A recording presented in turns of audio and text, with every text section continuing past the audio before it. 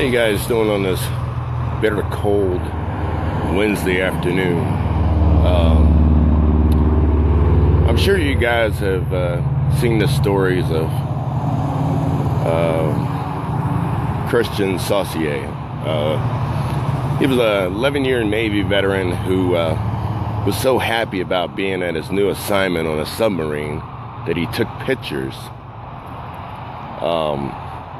confidential pictures, and subsequently somebody got a hold of his phones, exposed it. They investigated it, and this young man who spent 11 years in the United States Navy and 2 tours in Iraq was convicted, jailed for 6 months, on house arrest for 6 months, and serving 3 years federal probation. Now, there are 4 levels of security clearances. There's confidential, there's secret, there's top secret, and SCI. For those of you who don't know, I did work for the Pentagon and the Air Force and CIA, and I held the top secret SCI, which is the highest clearance that you can hold. The pictures that Mr. Saucier took were confidential. That means it's need to know. Just to give you guys a little background on clearances, confidential is, if nobody needs to know, they don't know. If it's secret, hey, it's in this group. If it's top secret, it's very discreet. And then if it's sensitive, which is SCI, that means that is a threat to national security, which is the top level. Now, this young man is no longer considered a veteran. He can no longer receive any veterans assistance. He is a felon. Pretty much his life is ruined. But now we have politicians out there. I know people are going to say, oh, you're taking a stab at the Democrats. No, I'm just taking something that is current in the news, say Uma Aberdeen. She passed emails to a non-secure email address.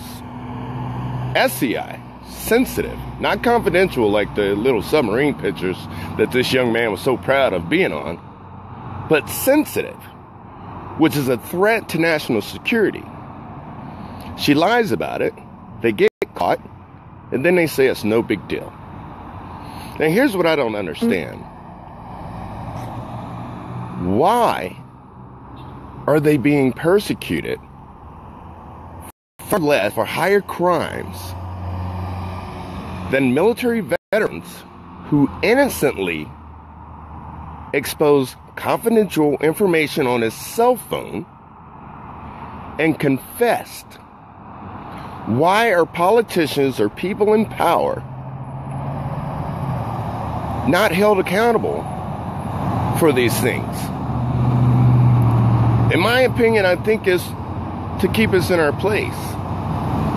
You know, you had Flynn that was lying, which is perjury. You commit perjury as a normal citizen, you're probably going to jail. Hillary lied. Perjury. Put out sensitive information and nothing. These people will go around and travel the country and write their books and give their speeches and make millions of dollars, while this 11-year veteran who didn't make that much money in 11 years, life is ruined, who can't even provide for his family because now he's a convicted felon.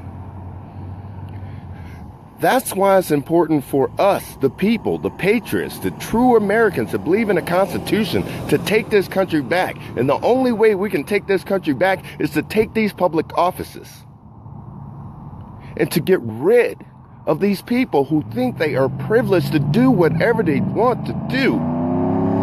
The same exact thing that normal citizens do. And they will continue to do this as long as you show them they're just going to get a slap on the wrist. And it is not a stab at Democrats or Republicans. This is a stab at all of them. We have to come together. It's time. It's definitely time now. At Moore 2017, I met a lot of wonderful patriots, man. I met people like Jeremy Harrell, Outlaw Morgan, POA, Maurice Dell, Jermaine, Gabe Silva. And I thought we were on the same page. And I thought that we could get somewhere. But now I'm starting to see some ugliness. Some of us are no better than the politicians that we're talking about. Because now what I see is a lot of these patriots out there are starting to attack each other. Now some of us are not on the exact same page, and I understand that. But we all got the same mission. And we all got the same enemy. So fellas, man, I fell in love with every single one of you. My man Rob Barrow. Fellas, let's get back to business. Let's quit crying about each other's personal lives. That's not important. There are many a man out there who did great things, whose personal life were not all that. Take, for instance, Martin Luther King. Everybody knew he had a woman in every state. But does that erase the good that he done? John F. Kennedy was hanging with the Rat Pack, messing around with Marilyn Monroe. But does that erase the good that he done? Nah. We got to go back to basics, fella. Let's make more 2018 and expose the common enemy and go after them instead of after each other. This is a sincere message. I'm Deion Alexander, American First.